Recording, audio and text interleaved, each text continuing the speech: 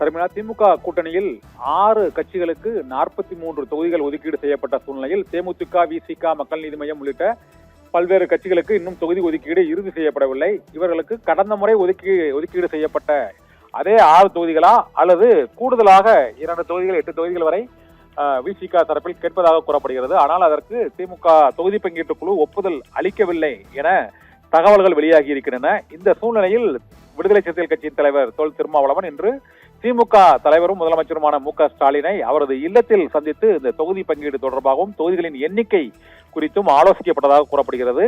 Marxist communist கட்சி இன்னும் தொகுதி பங்கீடில் உடன்பாடு எட்டப்படவில்லை. நேற்று சிபிஐக்கு 5 தொகுதிகள் ஒதுக்கீடு செய்யப்பட்டதால் மார்க்சிஸ்ட் கம்யூனிஸ்ட் கட்சிக்கும் 5 தொகுதிகள், விசிகாவிற்கும் கடந்த முறை கொடுத்த அந்த 6 தொகுதிகளை விட குறைப்பதற்கு பேச்சுவார்த்தை நடைபெற்று வருவதாக கூறப்படுகிறது. இதனால் கூடுதலாக 2 தொகுதிகள் எங்களுக்கு கடந்த முறையோட வேண்டும், 8 தொகுதிகள் வேண்டும் என்றும் தேமுதிகவிற்கு ராஜ்யசபா எம்பி பதவி கொடுத்துள்ள சூழ்நிலையில் அவர்களுக்கான தொகுதிகளுக்காக ஏற்கனவே இருக்கக்கூடிய சிபிஎம் மற்றும் விசிக உள்ளிட்ட கட்சிகளுக்கான தொகுதி எண்ணிக்கையை குறைக்க கூடாது என்று முதலமைச்சரிடம் விடுதலை சிறுத்தைகள் கட்சியின் தலைவர் திருமாவளவன் வலியுறுத்தியதாகவும் கூறப்படுகிறது.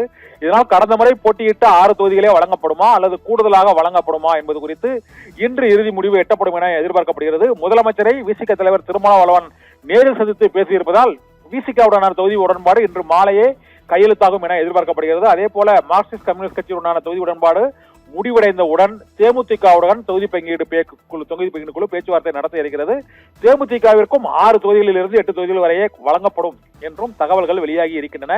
இருந்த போதிலும் தேமுதிக, மார்க்சிஸ்ட் கம்யூனிஸ்ட் கட்சி மற்றும் விசிக ஆகிய 3 கட்சிகளுக்குமான தொகுதி பங்கீட்டில் இன்று வரை இழுபறி நீடிக்கிறது. இப்போது திருமாவளவன் திமுக தலைவரை சந்தித்து இருப்பதால் விசிக திமுக கூட்டணியில் தொகுதி எண்ணிக்கை முடிவு செய்யப்பட்டிருக்கும் என எதிர்பார்க்கப்படுகிறது. இன்று மாலையே உடன்பாடு கையெழுத்தாகும் எனவும் எதிர்பார்க்கப்படுகிறது. சர்மிளா.